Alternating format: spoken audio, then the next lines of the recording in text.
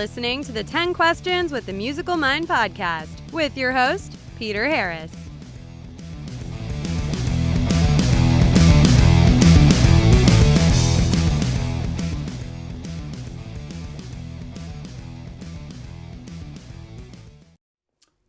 Hello everyone, welcome back to 10 Questions with the Musical Mind. I am Peter Harris, your host. This week we welcome to the show Kenny Hickey. Kenny, of course, was a member of the legendary Type O Nagative.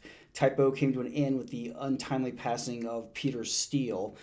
Kenny at that point forged on with his new project, Seventh Void, which had some fantastic material. At some point in writing new material for that project, Kenny decided the changes in scope and orchestration warranted a name change, so thus Silvertomb was born. After a few years in the making, Silvertomb is ready to hit the airwaves. It will be released next week on November 1st. Kenny joins us here via phone, and we discuss his songwriting for the new album and how it evolved with the addition of new members such as Aaron Juice on keys and backing vocals, and just what all we have in store as far as our touring plans, etc. So we hope you enjoyed this conversation with Kenny Hickey.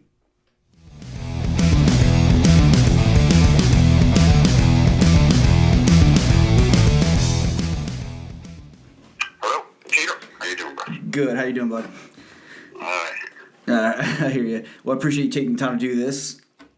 So I wanted to go over, you and I spoke last year briefly on an interview, and now finally we're getting our hands on the Silvertomb album, which is exciting. But now with the addition of Aaron, do you think this new project is kind of like a middle ground between like Seventh Void and Type O? Is that kind of the vibe that it's going for? I think we definitely pulled some elements from both bands, Yeah. So I think it's more of trying to combine elements until we come up with something completely original. Yeah. Now that you've got some experience as the lead singer, do you ever worry about like vocal strain? Is that something that's an issue for you ever touring? Oh, I always worried about that, even with Type O, Yeah. Heavy smoker. I used to blow my voice all the time. And Seventh Void was really challenging too. Why? So, I've had my moments of blowing my voice with that. But this stuff seems to be, for me, we toured, we did 2.5 weeks, which isn't really a lot of time, with Life Agony last September. Right. 2018. And I had no problems at all. Okay. So I'm hoping, if I can manage to take care of myself once on the road, I'll be fine. That's the challenge, though. Yeah. Yeah. It's a balance. Have fun. Take care of yourself and sound good. And as the tour goes on, usually the whole have fun thing takes control. Yeah. Okay. Yeah. And then you wake up the next day and remember that you're not 25 anymore. Yeah. That happens every day, whether I'm on the road or not. Right. I know the feeling. How are you guys splitting up the guitar duties on Edge of Existence between yourself and Joseph? Is there It differs from song to song, In Insomnia, I do a little diddly lead, like after the second verse, like the intro to the second verse, and then Joe does all the answer leads while I'm singing the chorus, Gotcha. And then, for Love You Without No Lies, we split the lead. He does the first lead break, and I do the second. Okay. I got and you. And then, we both have, we share mountaintop leads, we call them, for Rite of Passage, the crossing over part. That's Joe's whole mountaintop lead, Yeah, okay, cool. And then in the song Eulogy, my mountaintop lead's a little more sad. It's a little more sad sounding. It's the lead to Eulogy, the whole outro to that. That's me. Okay, I don't think I've heard Eulogy yet. You haven't heard Eulogy, all right. Well, if you haven't heard my mountaintop solo yet. No, I haven't. I'll keep my ears peeled. What is it, November 1st? Excuse me? Is it November 1st the album's supposed to drop? 1st, yeah, Halloween, yeah. Okay, yeah. Halloween. Now, talk about effects on voice. You've just heard what we put out. Right, that's all I've heard. All right, okay, all right, cool. Now, a song like Insomnia, there is some subtle effects in your voice. I know I hear a little bit of echo and something else I can't put my finger on, but it really adds to the song. I'm assuming, is that added at the board, after everything else? Do you basically just do that before you mix it, or? Oh, yeah, well, you got to sing it dry. So if you use any effects when you're singing, you usually get lazy vocally and you go flat sharp. Gotcha. Sing it dry. And I had the only real big effect on it is in the verses. Yeah. It's like I think when I did pre-production, I threw some kind of phaser on it or something to make it sound creepy. Yeah, it did sound like I couldn't tell it was a phaser. Like I'm like, that's not a flanger. It's and Ali Hassan, the guy that engineered the record, produced it with us. He kind of liked the effects, so we carried it on. He put his own little catch on it. But I think all the high parts in the chorus and stuff, but pretty much, just reverb. That's it. Yeah. Okay. I think it's the phaser is definitely what I'm talking about. That's what I couldn't put my finger on. Yeah, it was a phaser or a flanger. I forget which one it was. It was one of those. Something to make it sound like, swampy and creepy. Yeah, definitely. No, it works. It sounds good. A lot of your material has that kind of droning, haunting element to it. When you got stuff like that, does it depend? Like, what's coming first for you? A lyrical idea, and you make music that fits that vibe you want, or are you arranging a song and writing it, and then coming up with a melody and lyrics afterwards? It's never a lyric. It's never been a lyric yet. Okay. I think I should start trying to try different ends, different ways to write from, or to initially write from. But it's almost always a thought, an idea of a sound or an atmosphere, like with Insomnia, that whole intro with the creepy sounds and stuff. That intro riff is what came to me first, and the rest of the song was born. It's almost always a riff. Gotcha.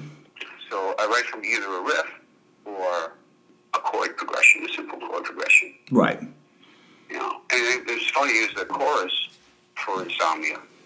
Don't give me one chance to that whole thing. Mm-hmm. I wrote for my 22-year-old daughter, Megan. She's an amazing singer, and she was like, she wanted me to start writing for her. I want to start developing something for her, and I wrote that actually for her on acoustic. Gotcha, that's cool. And she rejected it and said, it's too bluesy and heavy, Dad. And she wants more of a pop thing. So I said, okay, the hell are you? So I took her for this thing. So it really started as an acoustic blues lick. Gotcha.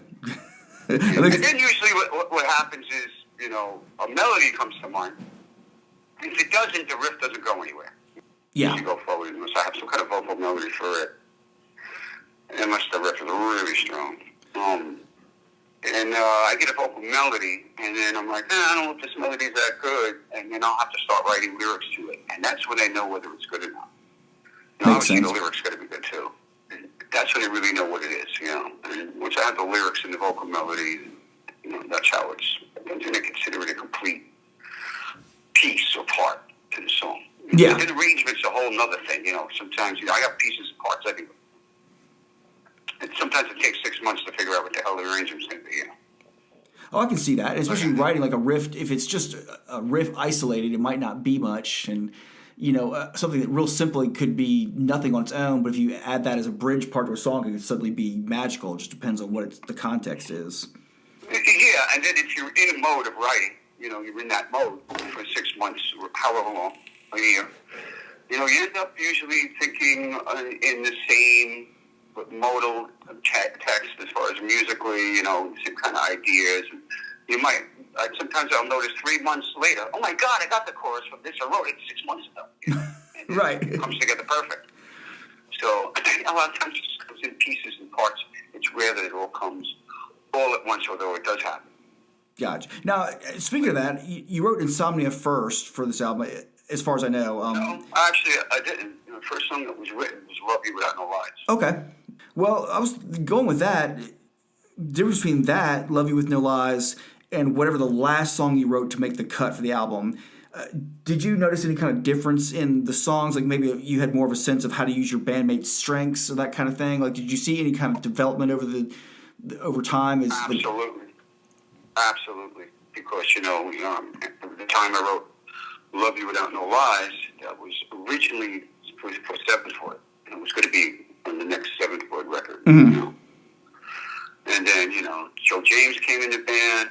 He was in the band already when I wrote that. And then, the music started developing. I had all these sound effect ideas and synth parts. And, suddenly we needed a keyboard player. I mean, this is why the name got changed and everything. Right. And we brought and juicing to do all that stuff. And then, yes, the writing then started to be driven or considered from other instruments, piano, strings. So I started writing from different angles. Yeah. Right there. And then also Joe was an incredible guitar player. So, I probably would have never put a big 2-minute mountaintop lead break if it wasn't for him, being in the band, And there's some riffs I wrote that were kind of hardcore influenced because he's in the band. So definitely it started being more geared towards the players and what the band was developing into. Yeah, that's cool. That's interesting. Yeah, that's pretty neat. Yeah, that way once you know who you've got to work with, you can tailor it to what they're going to be good at. That's awesome. Anything you think you did different on this album that you hadn't really tried before in Type O Negative or Seventh Void? Like, even if it's a new effect or a different kind of vibe you'd never really tried before. Yeah, sure. Like Sleeping on Nails and Wine is just a bare bones old rock and roll tune played on an acoustic, taken out on an acoustic with, major minor harmonies, old rock and roll harmonies. Never done anything like that. And then, Waiting is an acoustic song. Started as just an acoustic song. That was the one song, Waiting, that was written, and I swear to God, 15 minutes. Oh, really? 3 o'clock in the morning. Yeah, well, I was frustrated. It was like 3 a.m., I think I was painting over Eulogy or one of those songs or Rite of Passage or one of them. And I was like, fuck all this goddamn complicated stuff. And I just, picked up my acoustic and I came right out. So it's something I would not have done. Yeah, and I love the acoustic chord progression and Waiting. Yeah. Yeah. I mean, I think there's a lot of stuff, that you haven't heard So True yet, which is like, it's got thrash parts in it. And very cool. Orchestrated parts, and I think we were feeling out. In this album, really put the feelers out on as many different styles as we could. We try to bring it all together. I think it does all come together cohesively. How extensively do you plan to tour for the album? Oh, we're going to tour. We're going to start up this spring, March. I can't announce anything yet because nothing's been confirmed yet. Sure. We're going to tour, man. There's many opportunities to get. Awesome. I hope you make it down south a little bit. Love to see you guys. We are. We'll be there. Cool. What's the best place for the fans to keep up with your music? Like website, Facebook. What's the best area? Facebook and Instagram. Okay. It's Silvertomb Music, and then so Facebook will be Silvertomb Music, and so would Instagram. Well, cool. Now I tell you I know fans are looking forward to it because the interview with you I published last year. I'm not exaggerating, Kenny. That's the one article I have where every single day with no promo of it or whatever, I still get hits in that article every day it was September of 2018. So it's been just over a year, and every day people are still just cold Googling you and hitting my article, and it's getting hits nonstop for a year straight. So people are looking forward to it. Cool. Yeah, definitely. Cool. I hope so. I don't want to let anyone down. Right. No, I think you're good, man. Well, I appreciate you taking the time to answer these questions, and I'm certainly looking forward to it. So I'll be hitting up the Facebook page to try to keep an eye out for dates in the spring, and we'll see you on the road. All right, cool. Thanks, Peter. Hey, thank you, Kenny. Appreciate it.